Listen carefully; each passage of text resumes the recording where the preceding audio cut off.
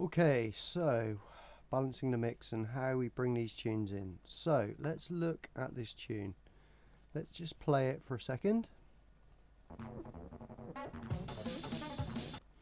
So in that first section, what happened? There was a little bit of sound, and then there my beat started, and then my beat runs on, and you can see the waveform showing the peaks of the beat. But also in behind there you can see this little selection of lines, and these little lines are it breaking up the beats for you so that you can see where a beat exactly starts. So you can put that line there on exactly the point where the beat is and push play, and it starts on the beat. So those lines are critical for if you are going to start a beat on a tune and you want it to start exactly on the beat. So what I have done on this side is I've moved this track on a little bit, it breaks down, and then the vocals come back again.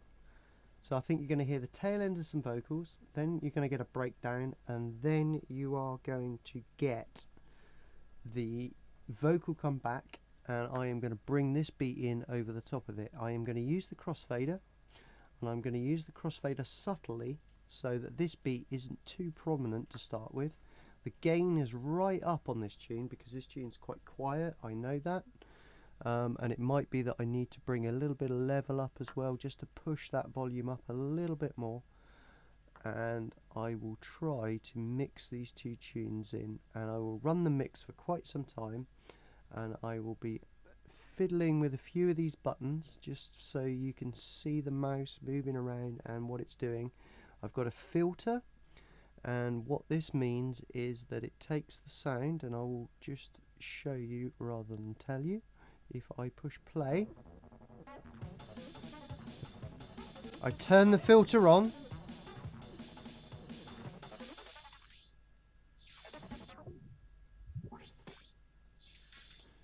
and at this point the filter is full on high, and if I click the button, it comes back in, turns off, turns on, turns off. I can bring that back in. So I'll try a little bit of filtering just to add a little bit of dynamics to the tune. So let's start this tune rolling, and we will have a little play as we go along.